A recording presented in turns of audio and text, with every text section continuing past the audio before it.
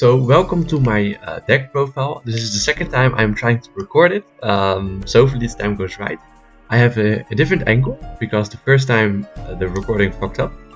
So I'm just doing it quick so I can edit this video tomorrow after work and then just send it so I can still have a video up for this week with my new deck list for the Winged Dragon of Ra or Egyptian God-ish turbo deck going second OTK. Okay, it's a mouthful. And you see that I don't have an extra deck because of certain reasons that I will go into.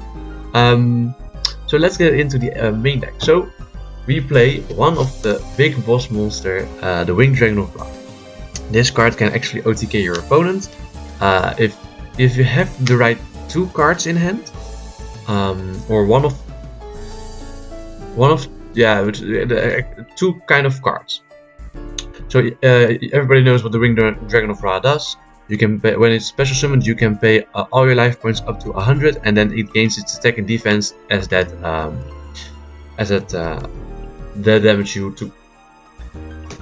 So next up we play the Winged Dragon of Ra Sphere Mode. The Winged Dragon of Ra is a card in this deck that that is in here just because this really makes you OTK in this deck. It's a crazy good card. When you use the spell card Soul Crossing, you can use your opponent's monsters if they have exactly 3. Activate his effect, tribute him to special summon from deck or hand the Winged Dragon of Ra, and then it becomes 4000, and then you can still activate its effect. So that's how you actually OTK your opponent.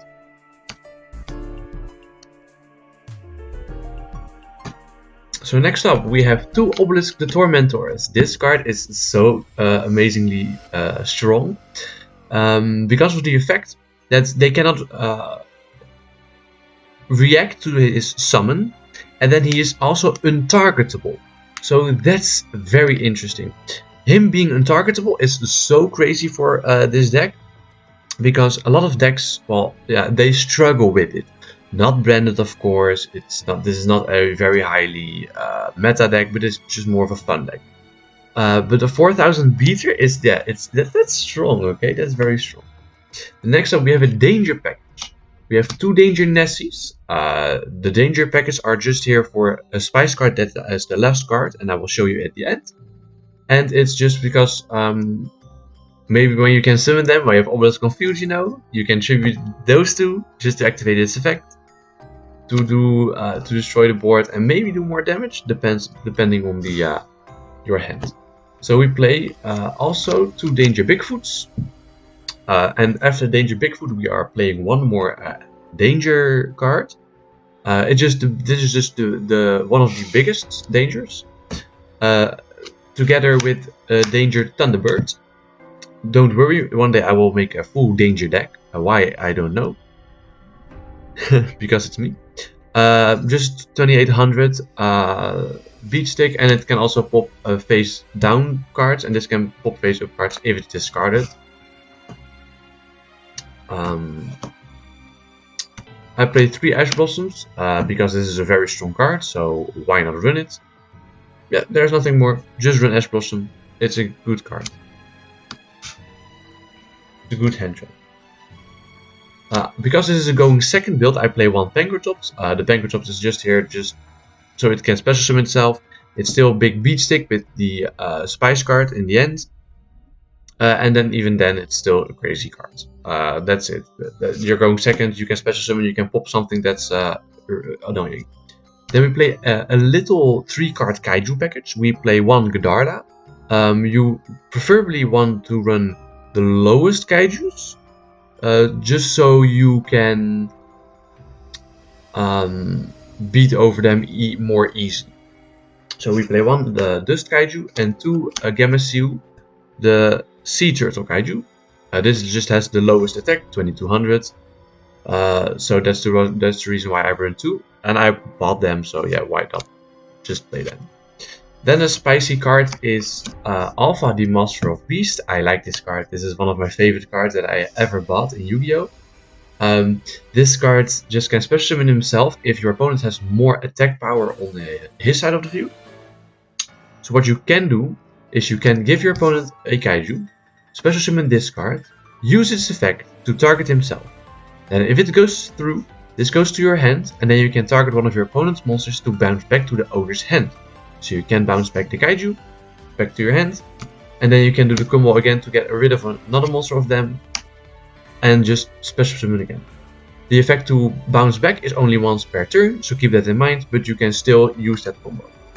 So that's just a very cool combo to keep in mind. And it's a 3000 card, 3000 attack card? Come on, dude. Sick, sick. Then for the spells, we play a 3 Soul Crossing. This card is amazing. This card can make you OTK. If this card resolves, you can tribute monsters to summon a Egyptian gold card on the field. So it can be your monsters and it can be your opponent's monsters. But the downside is you can only activate for the rest of this turn and next turn. You can only activate one card effect that isn't the Divine Beast card. So that's the downside of the card. That is very painful, but it's still something. Oh, it's still something.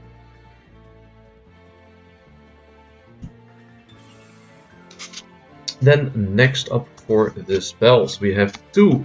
The Breaking Ruin God. This card lets you special summon Obelisk from grave or hand, and it is unaffected by your opponent's card effects. So there's also with the Secret Spice card, there is just a funny combo you can do. I will show you all later. That's it. It doesn't do really much more. And and when your Obelisk activates its effect while this card is in the graveyard, banish this card.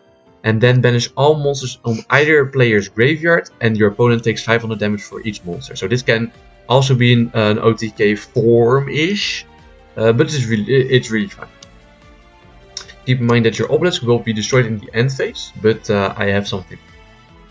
Next up is 2, the True Sun God. This card searches, or when on activation, it searches the Winged Dragon of Ra or Sphere Mode. So you can easily OTK more, baby. Let's go. And it's also a floodgate because special monsters cannot attack the turn they are summoned, except the Winged Dragon of Ra.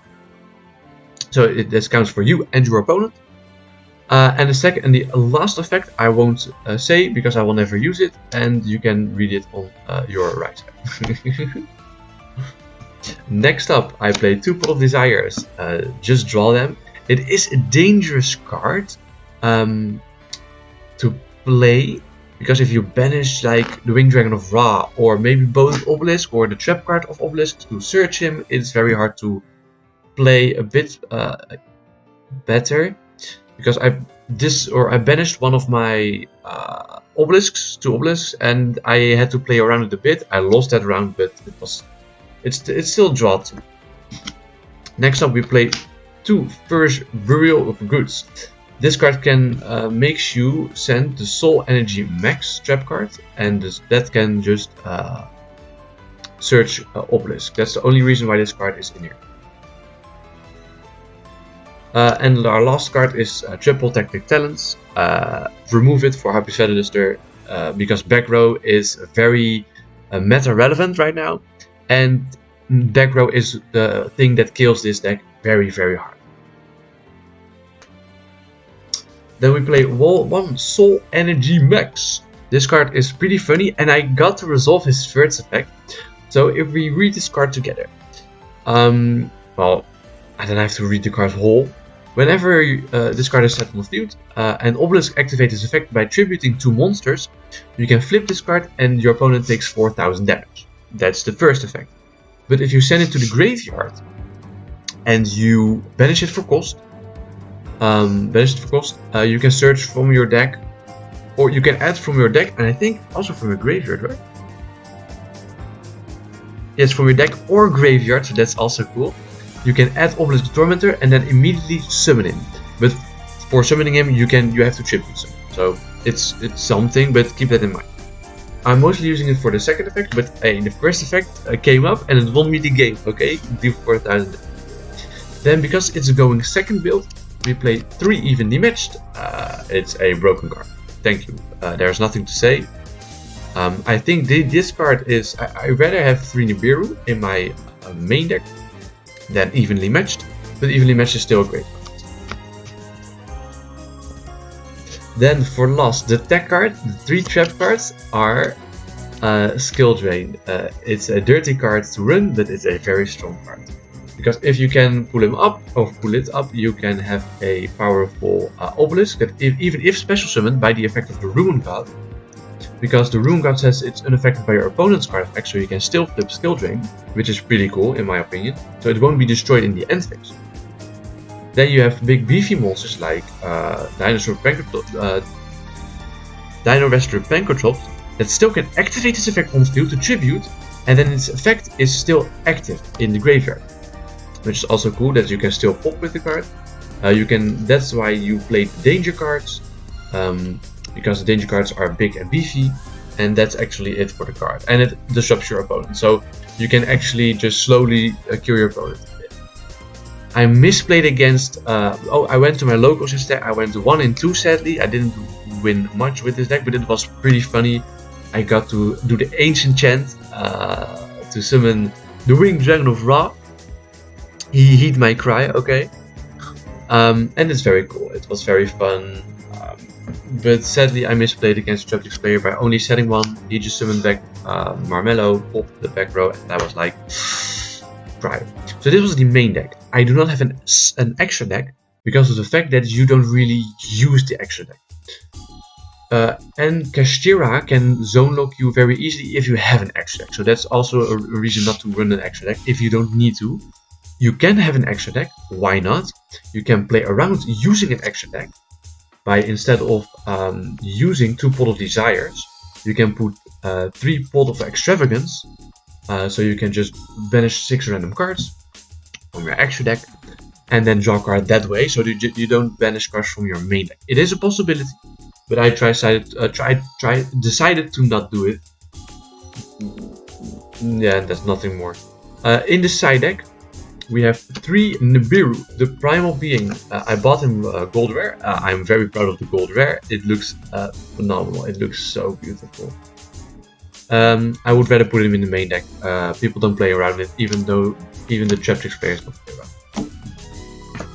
Next up we have 1 Harpy's Feather Duster. Put it in the main deck instead of triple protective talents.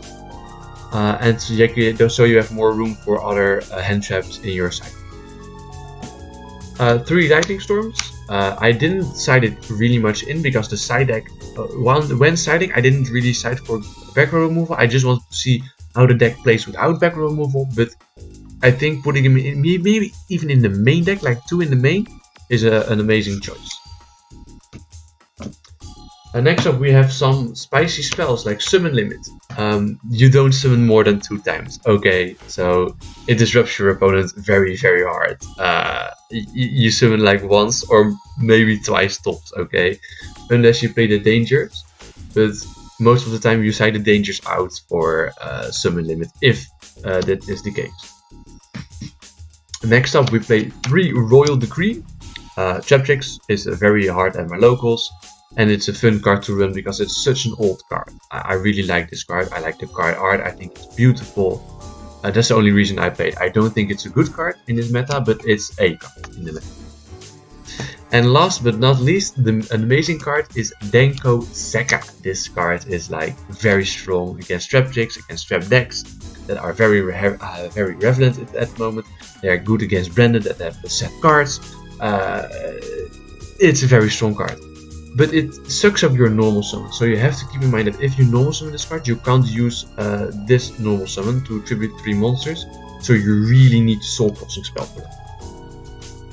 And that was my deck. That was my deck profile. There is nothing more. I think this deck was so much fun to play. I highly recommend you to play a variant of this.